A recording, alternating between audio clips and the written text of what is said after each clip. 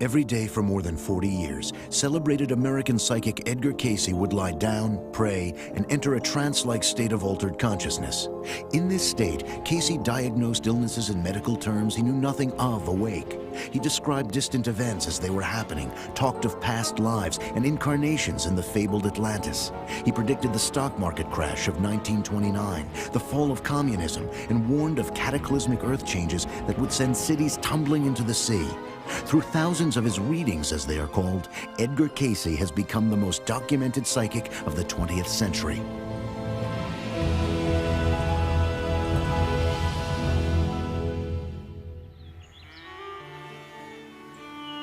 On a Sunday afternoon on March 18, 1877, Edgar Cayce was born here on a small farm 8 miles from the Christian county town of Hopkinsville, Kentucky.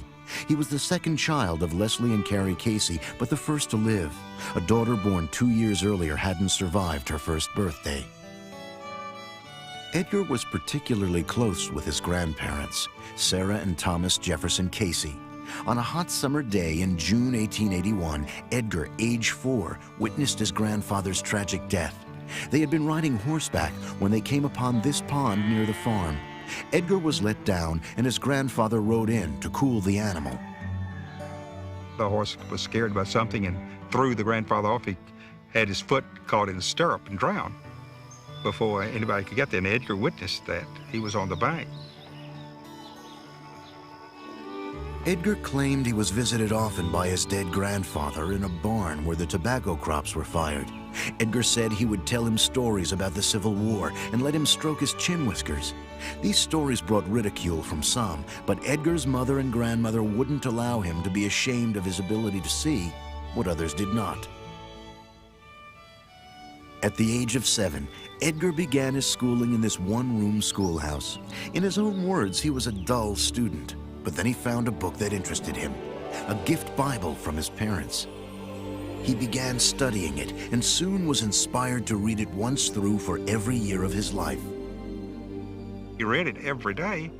You have to read it every day to go through the whole Bible in a year. And he went through that Bible at least 67 or 68 times, at least that many times that he read it. And how many of us can tell we've went through the Bible one time? Not a bad book to know about. In May of 1890, at age 13, Edgar's life changed forever. Already a baptized member of the Disciples of Christ Church, Edgar visited his favorite retreat in the woods near his home to reread the story of Samson and the vision of Manoah. That night, after Edgar prayed for the ability to help his fellow man, he received a vision of his own. He wrote later, "A glorious light as the rising morning sun seemed to fill the whole room, and a figure appeared at the foot of my bed, an angel or what I knew not. Patiently it said, 'Thy prayers are heard, you will have your wish. Remain faithful, be true to yourself. Help the sick, the afflicted.'" The next day, Edgar was in a daze at school, preoccupied with his vision. He was kept after class for repeatedly misspelling the word cabin. That night, his father tutored Edgar so late that the boy finally begged for a 5-minute break.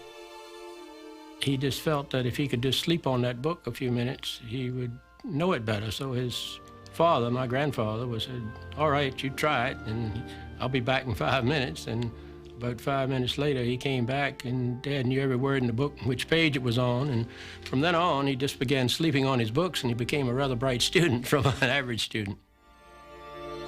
How Edgar learned his lessons this way was a mystery. At the very least, he had developed some sort of photographic memory. He used this ability to land a job at a bookstore by memorizing their sales catalog cover to cover.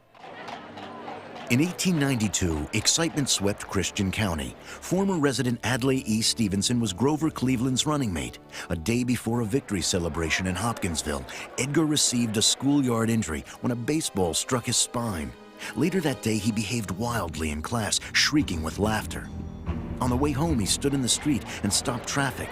That night, Edgar mystified his parents by giving detailed instructions for an herb poultice to be applied to his spinal injury while he slept. In the morning, he remembered nothing of his accident or strange behavior. But now neighbors began to talk, including a local doctor, the father of a young girl Edgar was smitten with. He led Edgar to believe that he was in danger of going insane, which seems to me the ultimate in cruelty for a doctor to say that to a boy.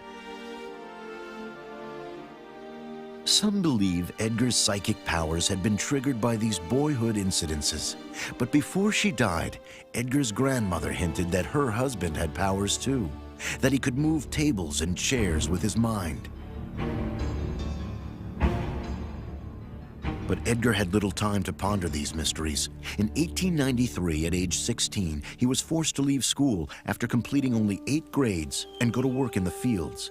His father, who preferred the lofty title, the Squire, was barely keeping the family from poverty. My father remembered the Squire, and he said that he would always have a clean bib, clean shirt on and tie, and well shaven, and he would just look like he was worth $1 million, but he wasn't. Soon the Cayce family quit the farm entirely to try their luck in town. They moved to this house in Hopkinsville. In 1895, when Edgar was 18, he fell in love with the prettiest young girl in town. Her name was Gertrude Evans. She was patrician, he was a farm boy. It was an unlikely match. They were both people of faith, and they connected there. She saw in him idealism, beautiful idealism. She saw in him integrity. He was not phony. I think she saw in him adventure. Edgar didn't wait long to ask for her hand in marriage, and Gertrude happily accepted. The wedding, however, would have to wait until Edgar found a better-paying job. In 1900, Edgar and his father began working as traveling insurance agents, but the business seemed doomed to fail. Edgar caught cold and suddenly lost his voice. Unable to pitch his product, he returned to Hopkinsville and took a job that didn't require him to speak: apprentice photographer. It was immediately clear in photographs of the town and of his favorite model, fiancée Gertrude, that Edgar had found a talent. But after 10 months of unsuccessful medical treatments, Cayce was still without his normal speaking voice. He had lost all hope for a cure. He tried everything. None of the doctors seemed able to help him. And the hypnotist in town, hypnotism was kind of a fad then. And somebody suggested trying hypnotism. Intrigued, Edgar arranged a meeting with a local hypnotist named Al Lane. He would never forget the date, March 31st, 1901. It was on a Sunday afternoon, and that after church, and that Al Lane came out to the house on West 7th Street, and they went into the dining room and closed the doors. Edgar was instructed on self-hypnosis and with surprising ease put himself to sleep. Lane gave him the hypnotic suggestion that he speak in a normal tone of voice. After a minute, he began to mumble. Then, to everyone's shock, Edgar said in a clear, unafflicted voice, "Yes, we can see the body." And he described the condition that he had. There was a circulatory problem in his throat, and it was said that it could be corrected by suggestion.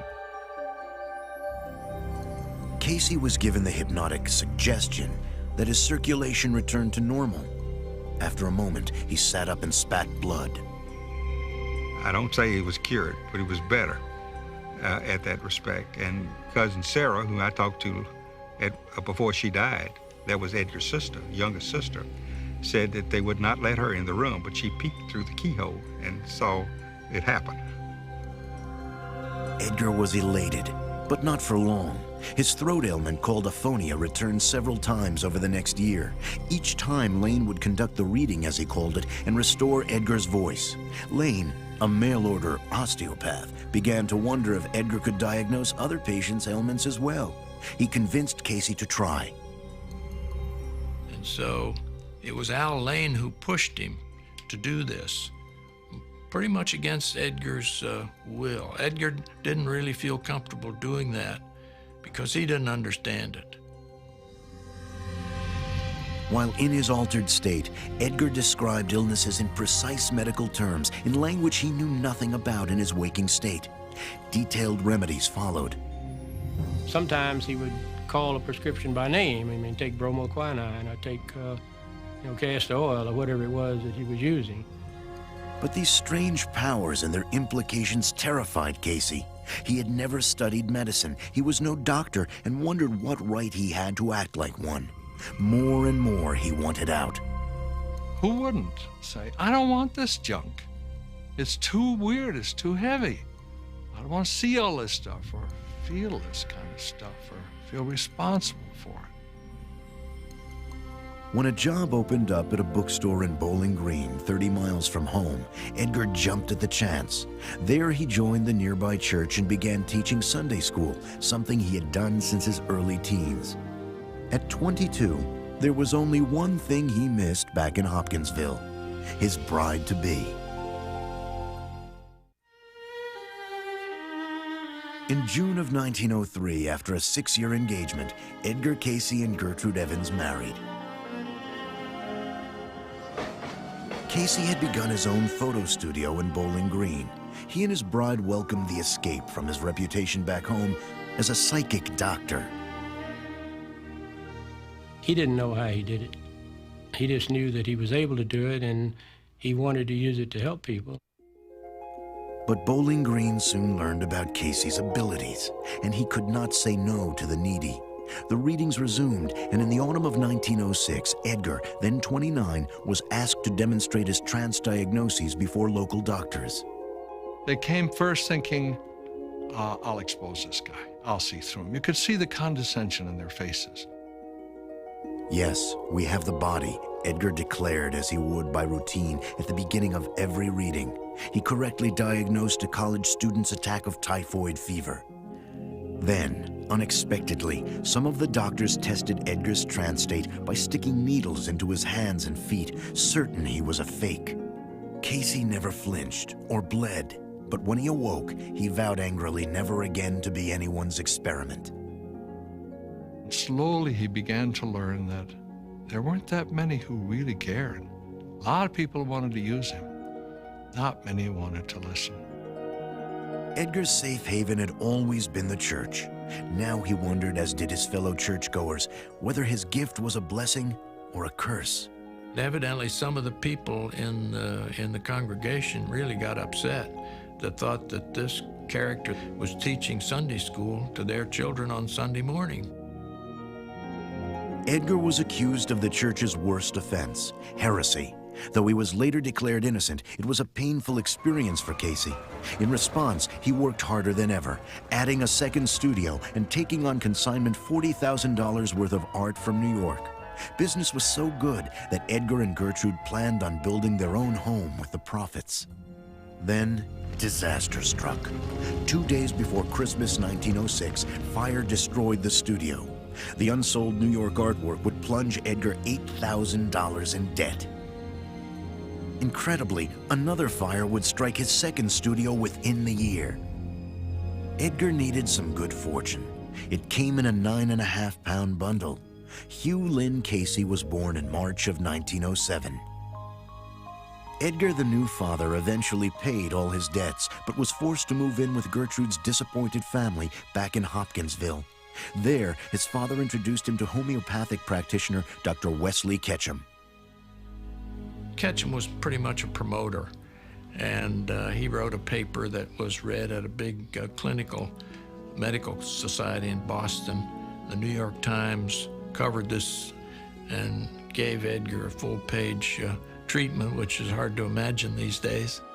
The Times article, trumpeting Cayce as an illiterate, was widely read. Soon, over 10,000 letters requesting readings were sent to Edgar by the chronically ill or those who had lost hope with conventional doctors. Many sent money, though Cayce had never charged for a reading before. Edgar knew that he didn't do it. It came through him, and it was a gift that could come through him. I think that's the reason his ability was so good, because he didn't have concern of making money on it. It was really pure to help other people. Ketchum offered to finance a photo studio in return for Edgar's readings. The time had arrived to decide how to use these powers. After a sleepless night, Edgar agreed, but on his own terms. His father would conduct the readings and a stenographer record them for later review. And the money, nearly $2,000, would be sent back until services were rendered. Edgar's course was set. I noticed on one occasion, he said, some people ask me whether I'm a spiritualist or whether I'm a medium. And he said, I guess the term for me is a psychic, but I really think of myself as a man of God. Cayce settled into a routine of giving 2 readings a day, lasting approximately 45 minutes each. It wasn't anything weird, as a lot of people would think. Dad would simply lie down on a couch or bed. He had a couch in his office. If he had a tie on, he would loosen his tie and just cross his hands over his stomach and just lay back and relax. When Edgar's eyelids began to flutter, the conductor, Edgar's father, and Gertrude in later years would know Edgar was in trance. The suggestion was then given, the name of the person and where they would be at the time of the reading. Now, the person could be in the room, or he could be in another state or another city. It didn't matter. I remember one time he had a reading on a man who was supposed to be in an apartment in New York. Dad lay there a minute and says, we do not have the body. I said, he's not here. I said, he's on a bus coming across town. I said, there was a traffic accident. The bus is late. I said, he'll be here in a minute. We'll wait. And all of a sudden, he said, he's come in now. A call to the man in New York later verified everything Cayce had said. Now, there's a beautiful piece of clairvoyance, of something that somebody couldn't have anticipated that would, seems to me, point to the accuracy of his readings. From his sleep state, Cayce demonstrated a remarkable knowledge of anatomy, as if he were looking right into the patient's body. To the continual surprise of doctors called in later for second opinions, Cayce would pinpoint the problem, say a blood disorder resulting in anemia, and then offer a remedy. Most were home or herbal concoctions and included diet restrictions as well. When Edgar discovered that some patients weren't fully following his often detailed remedies, he began to envision a hospital with supervised care. It would become his obsession. By the spring of 1911, the future was looking bright for Cayce and family. A second son, Milton Porter, was born at this home in Hopkinsville. But Milton developed severe whooping cough and colitis. Edgar gave a reading, but the child could not be saved. Milton Cayce died in his second month. The son that did not survive was a shock to both of them. And Gertrude's illness followed. She had, I suppose, what we call postpartum depression and more.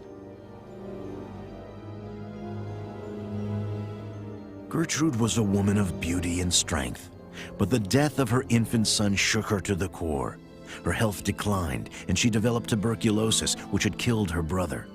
After doctors gave her a week to live, she appealed to Edgar for a reading. And Edgar did it, but he was scared to death because this was the person he loved most, and he was scared that he might say something that would be fatal. Turned out just the opposite.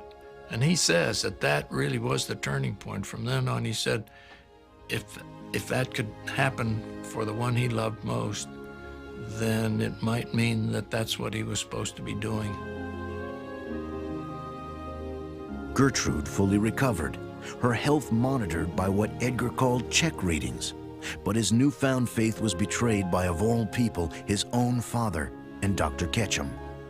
When Edgar in trance asked any questions, as he always would, they began to ask for tips on the commodities market and even on horse races. He began to discover that they were playing games with him. He became very angry, and he terminated his relationship with them and even left town. His father's betrayal would take years to reconcile. Selma, Alabama offered refuge for the Cayces, and Edgar opened a new studio, the Cayce Art Company. But his unusual powers would once again be needed by 6-year-old son Hugh Lynn. It wasn't until my brother dropped a match in a partially filled can of flashlight powder and burned his eyes real badly, and the doctor said he'd never see again, and that's when he started giving readings again. After doctors insisted that one of Hugh Lynn's badly burned eyes be removed, Edgar gave a reading. A seemingly dangerous remedy of a tannic acid solution saved his son's sight.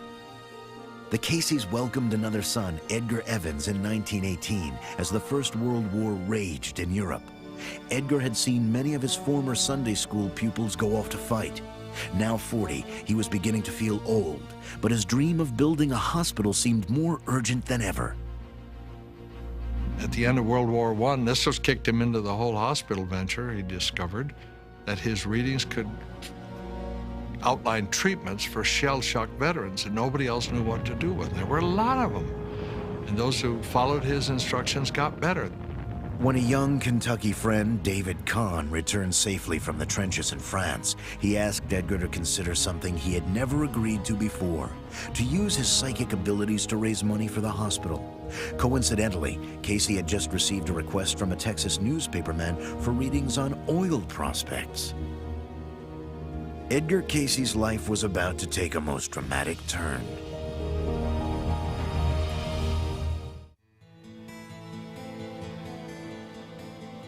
In 1920, Edgar Cayce and friend David Kahn had visions of making millions as wildcatters, with their oil profits funding Edgar's dream hospital project. But these would be some of the toughest years of Cayce's life. Well, you know, I often think of his 3 years in Texas as his wilderness experience. I think he was wandering around in the wilderness. The Cayce Petroleum Company was founded in San Saba, and drilling began on oil leases Edgar had recommended in his readings. But the oil never came. Months turned into years, and it got so grim that Edgar's associates started wearing guns when some of the wells were sabotaged by cutthroat competitors. Cayce came to the sobering realization that his psychic powers had become unreliable. They had dramatically failed him and turned the noble mission to finance his hospital into a colossal defeat. Absent for 3 long years, some would claim Edgar had failed his family as well. Certainly to put my grandfather on a pedestal as someone without human frailties or someone that had all-knowing abilities and never make mistakes with his readings, that was not the Edgar Cayce that I have come to understand. Cayce refused to return empty-handed. He crisscrossed the country searching for money and finally raised a pledge for $60,000 for the hospital to be built in Birmingham, Alabama. But by now, Cayce's readings had indicated that the hospital must be built in the obscure resort town of Virginia Beach, Virginia. Well, he said that the ocean had a good effect some way on his psychic abilities, or in any psychic, that it was a good place for him to be. The Birmingham offer was promptly withdrawn. Beaten, Edgar finally rejoined his family in Selma. He returned to what he knew: photography, teaching Sunday school, and tried to forget his fundraising failures. But this peaceful routine ended abruptly. In 1923, after meeting an Ohio businessman and potential hospital investor, Edgar uprooted his family once again and moved to Dayton, Ohio. It was yet another gamble, as it was for an 18-year-old Selma native who felt her destiny belonged with the Cayces. She was Edgar's new stenographer. Her name was Gladys Davis. Gladys was kind of like one of the family, and she had a phenomenal memory. She could, like a computer, she could tell you who had a reading on what date and what it was about. In Dayton, Cayce underwent a radical change. During a reading for his potential investor, Edgar was asked deep metaphysical questions about the nature of the human soul. Cayce, in trance, began to talk of his questioner's past lives. Well, this really blew Edgar over, you know, because this ran counter not only to what he believed, he said, as a Christian, but what he taught as a Sunday school teacher. Edgar knew the Gospels well and wondered why the Bible never mentioned reincarnation, if indeed it was real. Cayce began to study the scriptures in a new context. And he said it soon became evident to him that there were places in the Bible which, if you read them and read them carefully, you could see that they supported the idea of reincarnation. Cayce's readings on past lives became known as life readings, as opposed to the physical readings he previously had been giving. And so he started giving readings for everybody in his family, and they'd all had past lives according to his readings. And many of their lives, they were together in some other place, ancient Egypt primarily. Edgar began studying other beliefs, from Hinduism to the religions of ancient Egypt and Greece. He would withhold judgment on reincarnation for some years. It was, after all, unprovable. But Cayce wondered whether his readings on past lives could be just as accurate as one of his physical readings, which he and others were able to verify. With so many questions at hand, Cayce's future seemed inescapable. In 1923, at 46, he became a full-time psychic, a vocational choice that few understood, many ridiculed, and added little to his bank account. He wasn't a very good money handler himself. I mean, the money would go through his hands just like sand from the beach. He would cause Mother a lot of problems sometimes. Gertrude, who had come from money back in Kentucky, would struggle her whole life with her husband's financial woes. When the Dayton money source dried up, she was worn out. She felt no reason to be optimistic when a new financial angel emerged. Morton Blumenthal and his brother Edwin ran a successful Wall Street brokerage firm. After an introduction from David Kahn, Morton became an instant Cayce supporter. He offered to fund the Virginia Beach Hospital and buy the Cayces a home near the beach. It was almost too good to be true. It seemed like a little fishing village when we first came to the beach. It didn't look like, you know, what Dad said it was going to be, a thriving community. Edgar and family settled on 35th Street. The next summer, construction began on the Cayce Hospital, and the sleepy town began to buzz about this curious new enterprise. In partnership with the Blumenthals, Edgar began a corporation, the Association of National Investigators. Science, education, health, and spiritual awakening were the stated pursuits. This activity proved a tonic for Edgar. He had just returned from the Hopkinsville funeral of his beloved mother, Carrie. Edgar's father, alone now and past errors forgiven, came to live with his son. In November of 1928, Edgar's dream became reality. The Cayce Hospital, the only institution of its kind in the world where physical ills would be diagnosed via psychic revelation, was dedicated. It had been a long and difficult road for Edgar Cayce. Here was all he dreamed and desired, or so it seemed.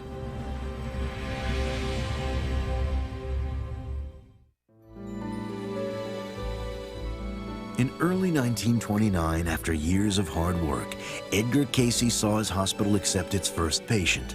Headed by his friend from Kentucky, Dr. Thomas House, it featured the latest in osteopathic equipment and massage technique, homeopathic remedies, and a low-fat diet. Cayce's readings began to suggest treatments with low levels of electricity applied to the body, something chiropractic patients today would be familiar with. Dad said one day they would be able to take a drop of blood and diagnose the condition of the human body. At the time he said it, it was ridiculous, but now it's a normal procedure.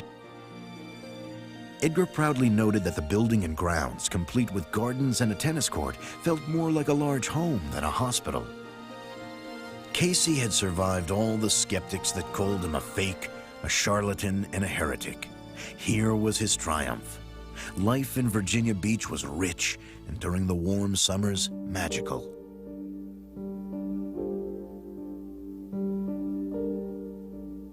And everybody at the beach used to call him Doc because they thought he was a doctor, but he liked to garden, he liked to fish. All these sand dunes up here were covered with grapevines, so Dad used to go out and we used to go out and pick grapes, and he'd make grape jelly and wine from them. He was a very ordinary person when he was awake. It was just those 30 or 40 minutes when he was asleep that he was unusual. During his trips to Virginia Beach, Morton Blumenthal stayed at the newly completed Cavalier Hotel. He had budgeted $3,000 a month to run the hospital after an initial investment of over $100,000. As long as he was informed beforehand, Cayce had come to accept financial questions during his readings. On April 6, 1929, Blumenthal sought advice on the booming stock market. Cayce warned, there must surely come a break where it would be panic in the money centers. The reading proved prophetic. 6 months later, the market crashed. Against the background of the Great Depression came the unthinkable. The hospital failed less than 3 years after it opened. A biographer would later write that Edgar, devastated, wandered the empty corridors collecting keepsakes, including a photograph of his mother. It was a real blow. It was, we had moved to the beach, the hospital had been built, it was operating, people were getting well, then all of a sudden it was down to where he started from. If Edgar Cayce had a weakness, it was his inability to say no. As manager of the hospital, he approved extravagant expenditures, free treatments and meals for his staff and friends. He wanted to please everyone, make time for anyone who asked for it. But this weakness was also part of his gift. His home, his privacy was invaded constantly. People would knock on his door at all hours of the day and night. And they had to be gracious to all of the visitors, and they were. He could mark people with the genius of their lives if they let him. Wide awake, talk with them, get hold of them. They go away marked for good. The popular story was that the misfortunes on Wall Street ruined the Blumenthals. The evidence suggests they emerged unscathed. Some believe the hospital closure came after a power struggle between Morton and Edwin Blumenthal and David Kahn over who had primary access to Edgar's unique abilities. When Kahn won, the Blumenthals pulled out. Later, Edgar wrote with characteristic goodwill, "I blame no one else but myself for its failure." The readings were kind of few and far between, and after that, it was tough times. David Kahn made a fortune in the furniture business, thanks in part to Edgar's readings. The Blumenthals and Cayce never spoke again. Edgar walked away from his hospital flat broke. Later that year, 1931, Cayce rallied. He called a meeting of his closest supporters, like-minded people who believed in his work. He began a new organization, the Nonprofit Association for Research and Enlightenment. Readings would be given free to those unable to pay, and Edgar would receive an annual salary. During a fundraising trip to New York, Edgar gave a reading to a woman who had claimed to be in desperate need. The woman and her companion turned out to be policewomen, and Edgar, Gertrude, and Gladys Davis were arrested for fortune-telling. 31 years earlier, back in Hopkinsville, Edgar had feared that his powers might lead him down the wrong path. Now they had, and he was headed to jail, much to the delight of the tabloid press. They took a picture of Dad and took a picture of all three of them, and they cut Mother out of the picture and said, "Psychic arrested in motel with blonde secretary." Really great headline. The New York case was thin. The policewoman had signed a release and had not been solicited. The charges were dismissed. But in 1935 in Detroit, Edgar was found guilty for practicing medicine without a license. Though he was freed on probation with no sentence or fine imposed, Cayce was mortified. Soon after returning from Detroit, Edgar had a dream of reincarnating in Nebraska in the year 2100. In the dream, he finds that his works as Edgar Cayce are still known.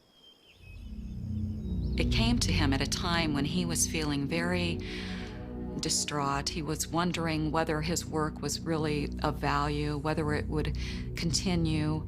And so this dream really served as a source of encouragement for him. Cayce's readings, which were expanding in detail and scope, were also encouraging. He began to describe as best he could the journey his consciousness would take when in trance. He would describe moving up through a beam of light, passing images and sounds, and his consciousness moving to other dimensions that are related to vast sources of information. Cayce called this source of information the Akashic Record, where every thought, sound, or event from the beginning of time is recorded. He believed he could access this resource as well as his subject's subconscious mind telepathically to answer any question posed to him. The concept boggled the mind, then as now.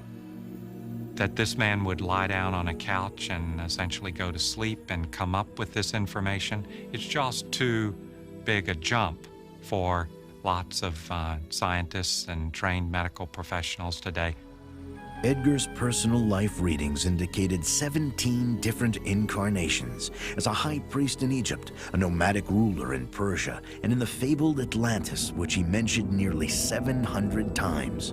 He described a highly advanced society that collapsed over a span of 40,000 years, with its survivors settling partly in Egypt. Cayce, nearing 60, seemed to sense his time was limited. Readings of past, present, and future were now spilling out.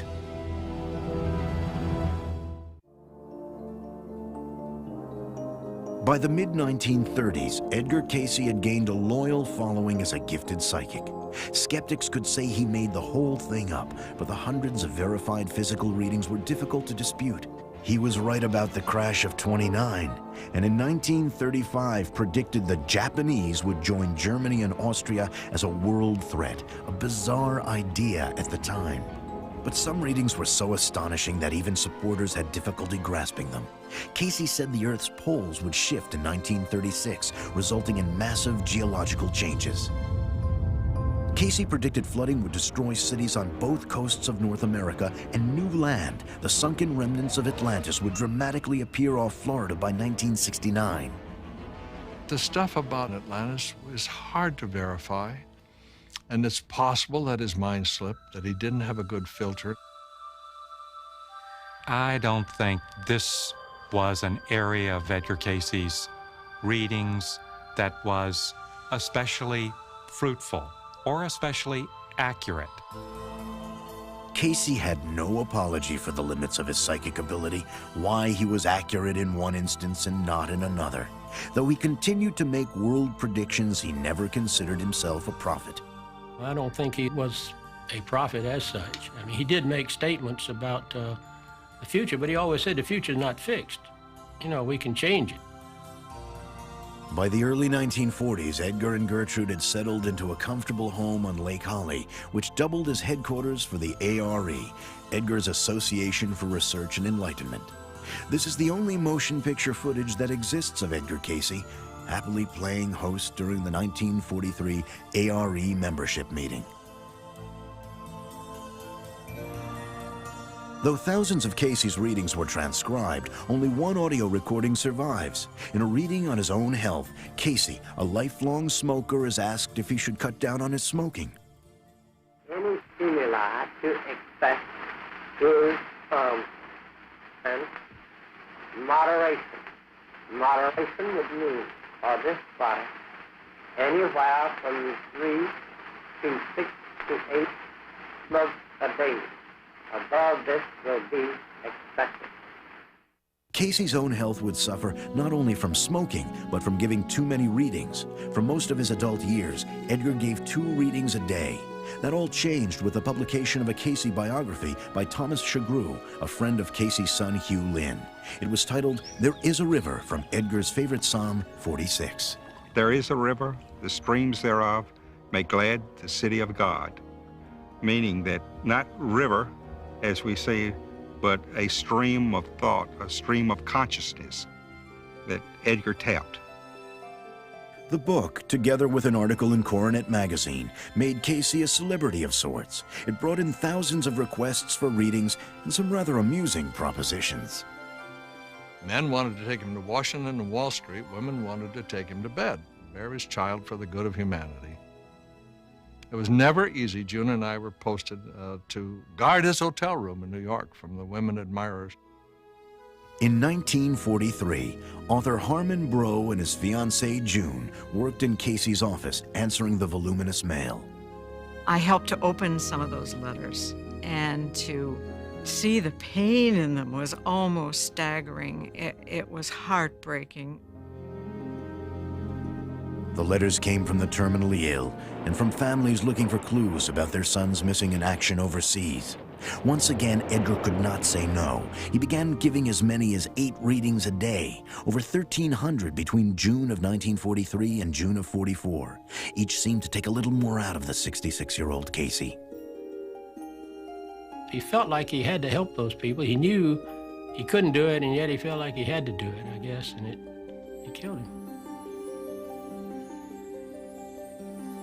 In August 1944, Edgar collapsed from overwork. He gave one final reading for himself. It advised rest until well or dead. The Cayces went to the mountains of Virginia to recuperate, but Edgar soon suffered a stroke.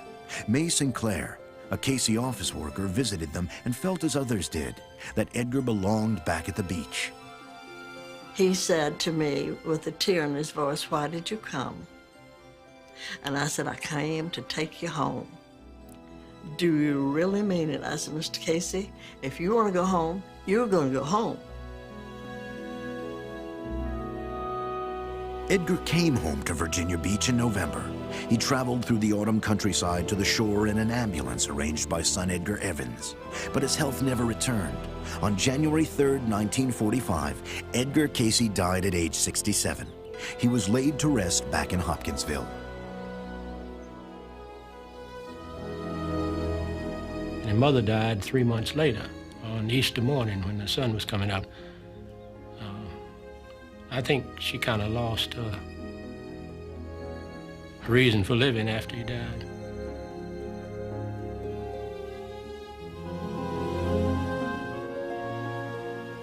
Edgar Cayce left over 14,000 documented readings on health, philosophy, religion, business, past lives, and future events. No other psychic left such an extensive record, but many feel the word psychic is inadequate when describing Edgar Cayce. I think Mr. Cayce has given us a definition of a human being, of what a human being really is, that we truly are one, body, mind, and spirit, and that we do create our own reality. If Edgar Cayce did what he did, there is more to us than a physical body. That immediately has implications for the age-old questions of humanity. Who are we? What's the purpose of life? What happens to us when we die? All of that. Cayce's legacy, the Association for Research and Enlightenment, has continued to grow and attract visitors from around the world. Hundreds of books in 18 languages examine the life and work of the most renowned psychic of our time. In the end, Cayce left perhaps the most daring of challenges. He said, "I don't do anything you can't do, if you're willing to pay the price."